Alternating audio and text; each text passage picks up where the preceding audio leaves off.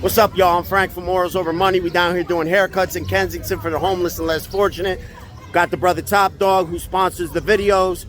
What's up, y'all? I appreciate everybody who's already reached out. It's at Top Dog Law on Instagram or www.topdoglaw.com. Tell me about your case, whether that's a car accident, slip and fall, medical malpractice, something else. I'll here to help. We'll get back to you within 24 hours. Absolutely. Get with the brother if you're trying to get paid.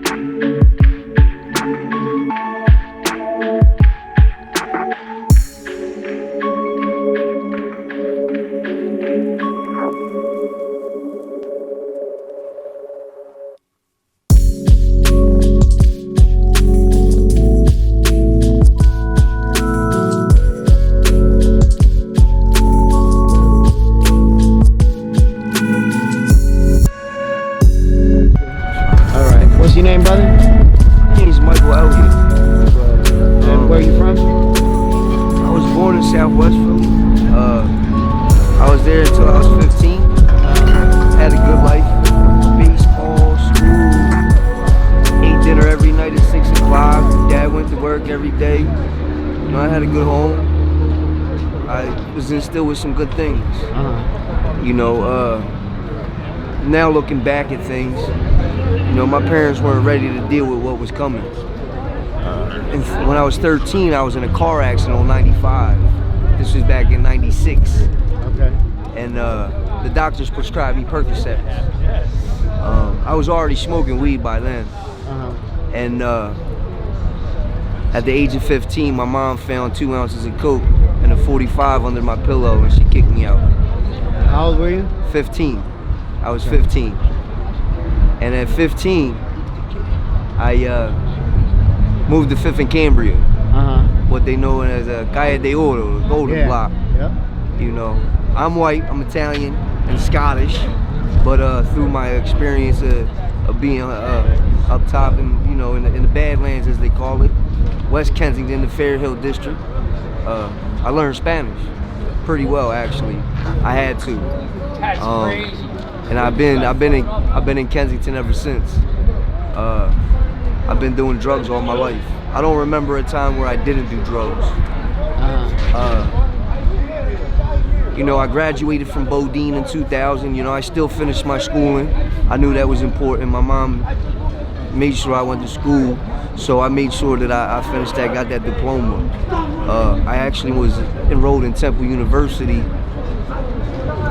I dropped out my junior year and actually had enough credits to be promoted as a senior on time. I graduated in 2000, and in 2001 I called my first case. My first adult felony case for 242 grams of crack. All right, hold up. Before we get on that, what was it like growing up in the Badlands as a child? What was that like? Can you explain to them? Oh wow, man. I was the only white guy. I was the minority. You know, I was the guy getting picked on. You know, everybody wanted to see where I was at with things. I had to fight a lot. Yeah. You know, I wasn't a good fighter. I am now. Yeah. You know, I could take a punch, but that's nothing I'm proud of. But you know, it made me tough. Yeah. It made me tough. You know, and you know, there was a lot of pain that came with that. I wanted to know, you know, why I had to take care of myself, and why, you know, nobody told me not to do what I was doing. and why and the consequences, and because my parents didn't know anything about the streets. You know, they didn't know anything about the corners. They didn't know anything about, you know, the dope and the coke and the drugs and the, you know, the gunplay and all that. And but you know, through, you know, my friends and everybody around, you know, I soon became acclimated and comfortable in chaos. You know, death became a part of my life. You know, just really bad things became acceptable to me. The norm. Yeah, it was normal. It was normal. What type of stuff did you see growing up in that environment? Oh wow, man. You know, I've seen, you know, people get shot. I've seen so many people die. You know, I've seen overdoses. You know, walking by a blue body, and you know, just people stepping over them. Yeah. You know, it was pretty heartless. It was heartless. You know, and that was the cool thing to be. It was the cool thing to be. You know, The colder the better. yeah, the colder the better. You know, I turned into an icebox. You know, nothing. I didn't have a girlfriend. You know, I didn't have, you know, anybody close to me to where it would invoke any kind of emotion. You know, it was all about that money. It was money. It was How all easy about was money. it to get involved with the drug trade at a young age? Oh man, once they found out that I was willing to stand on the corner for 12 hours a day, I had people begging me, putting all kinds of putting bundles of dope, all kinds of drugs in my hand, and offering me the world, you know. And of course, we all grew up watching Scarface and, you know, these things. I actually had Belly, you know, to look at and all that, you know. So no, I wanted to be, I wanted what they call in the hood a bichote. I wanted to be a bichote. Yeah. You know, I want to be that guy. I want to be that guy that everybody looked at and said, yo, don't mess with that guy. Yep. He got money. He's about his word. He's about his business. Yep.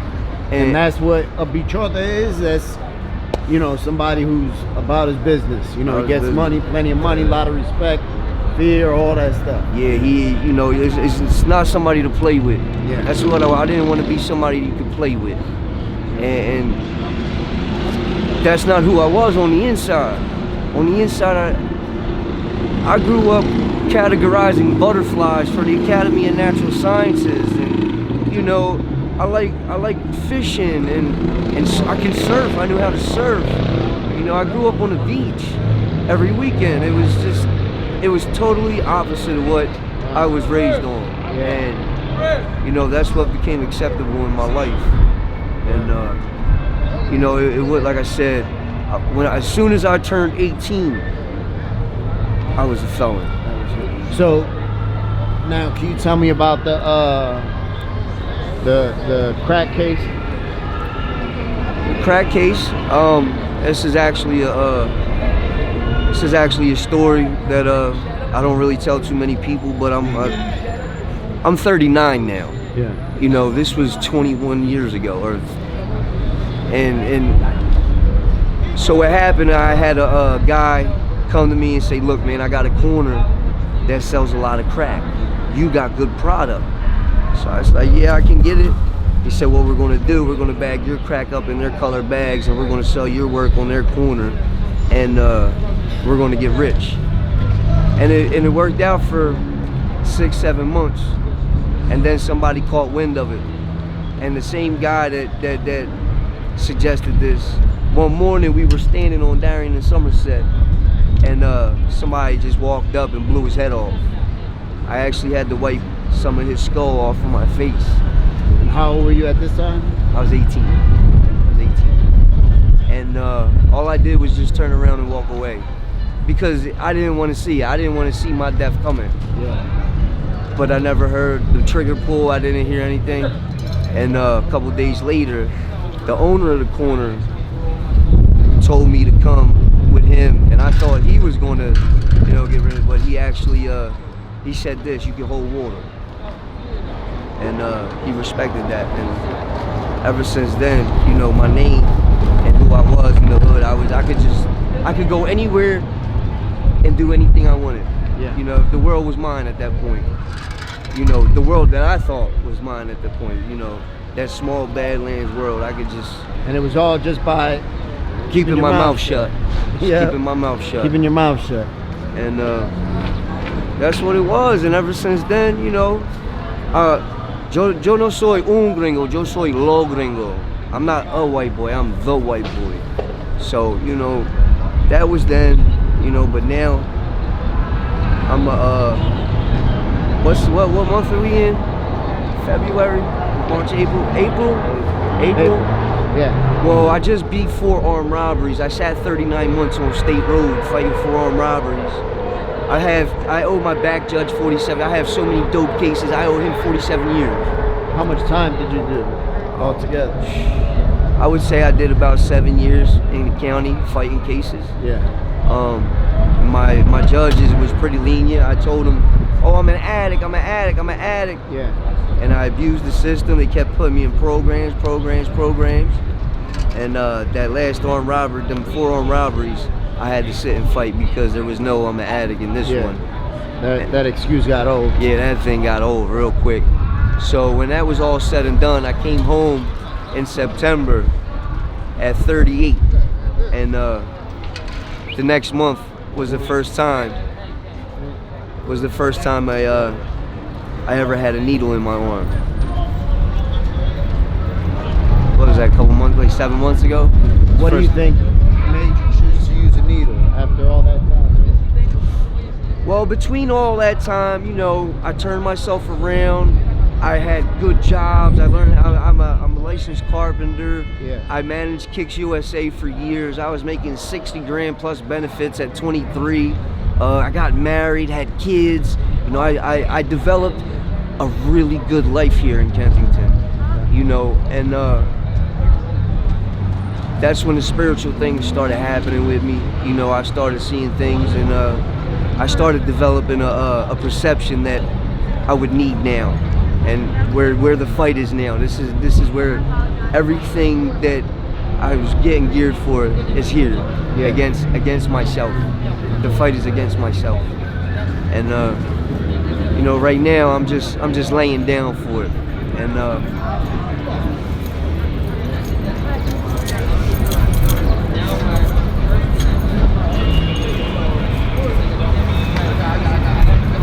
I didn't do nothing special to stay alive.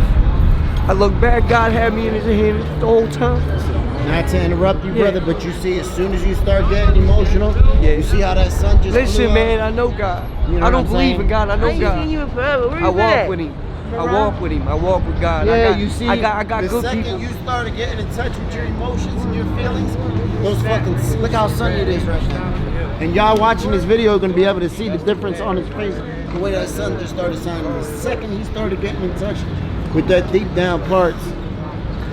So while I was fighting them cases, I started going to church in the jail, and I ran into the chaplain of the jail. His name's Ron Muse, and Ron, you know, took me under his wing in the jail. I ended up turning into I was a chaplain aide, and I was responsible for organizing church every night. You know, most of these guys out here know me from, you know, coming to services and everything. Where was this at? On State Road, DC, CFCF, you know, and like I said, at that time I never put a needle in my arm. But now when I came home, this time,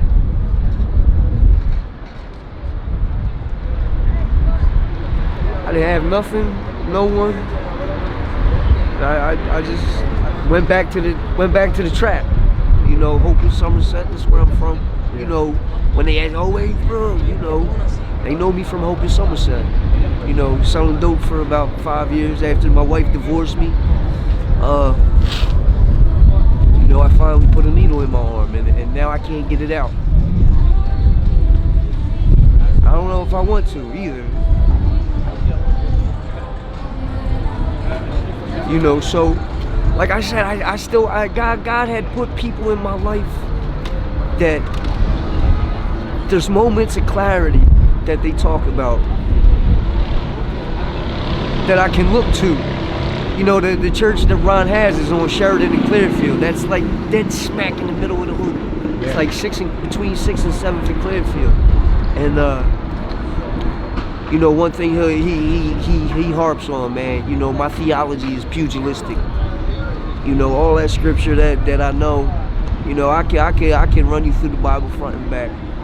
And what to get from it is that the fight that we have been given has already been won. We just have to, you know, walk that thing out. And you know, it's a decision, it's a choice. You know, and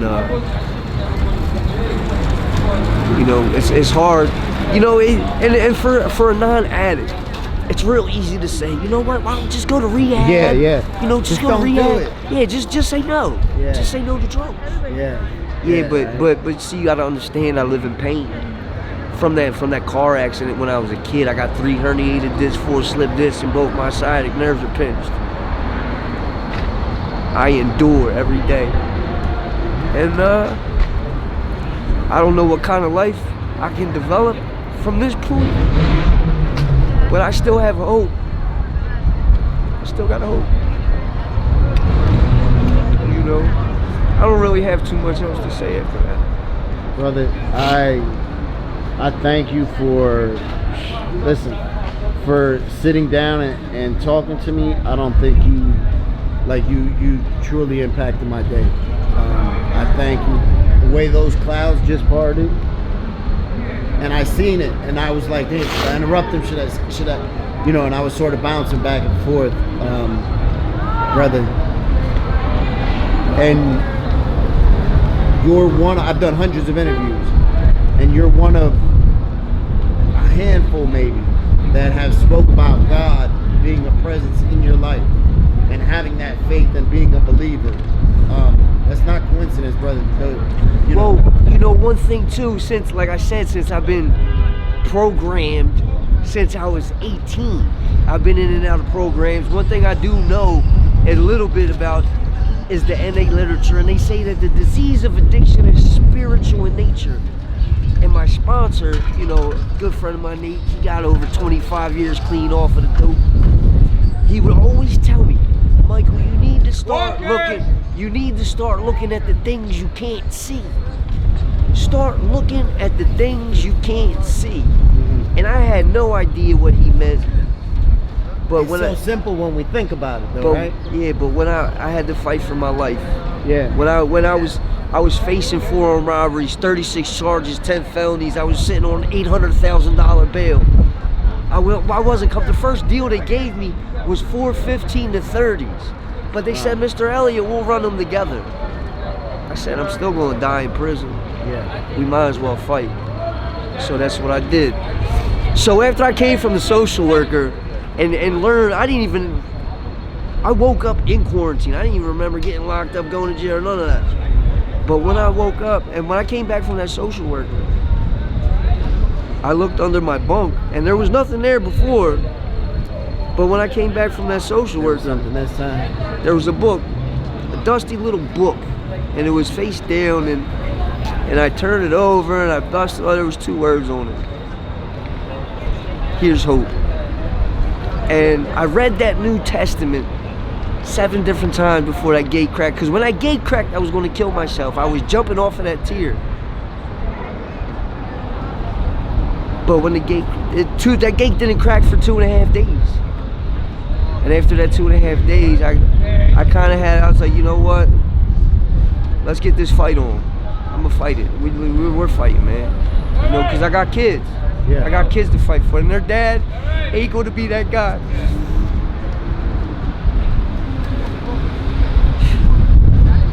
I ain't having that shit. No. So, you know, like I said, it's a fight. You know, and the weapons that we have been given, it says in 1 Corinthians 10:4, the weapons of our warfare are not carnal, but mighty through God, for pulling down strongholds, casting down imaginations, and every high thing that exalts itself against the knowledge of God. Therefore, bringing every thought into captivity to the obedience of Jesus Christ. So right now, you know, with all that being said, you know, Man on you, brother. there's a fight that I've been called to be in, and you know, I'm playing double dutch with it. Yeah. I'm playing double dutch with it. And we you do know, I that. know I'm playing games with myself. You We know, do but that way too often. We do that. Yeah. So, you know, right now I'm homeless. I steal every day to get my dope money. I risk my life every day. What's your habit like daily? I probably do about a bundle a day. A bundle of dope a day. I probably shoot about a quarter ounce of crack, coke a day. I might smoke some crack every once in a while. I'm a junkie. You know what I mean? You anything that is going to change how I feel. Take away that pain, you're with it. I'm going to do it. So, you know, with that being said, you know, I thank you, brother. I pray for you. I will definitely keep you in my prayer. I thank you for your time. Appreciate that. And definitely, man, listen, definitely. if you don't believe in God, what? I don't even have to say that. You know what I'm saying? Listen, that's the only reason why I'm still here. Yeah. Because I got a purpose, and I know this. Yep. And I know I'm going to get it together, because if I wasn't, he would have took me. Yeah. He would have took me already. So, yeah, you know, like I said, you know, I have a tentative, I have a small little plan in effect of getting out of here. And, you know, I'm going back to the beach. Good, brother. Enjoy that surfing weather. Yeah, go back. Thank you for your time. I you, man. appreciate Thank you, you. and I pray things Thank you find your way. Thank you.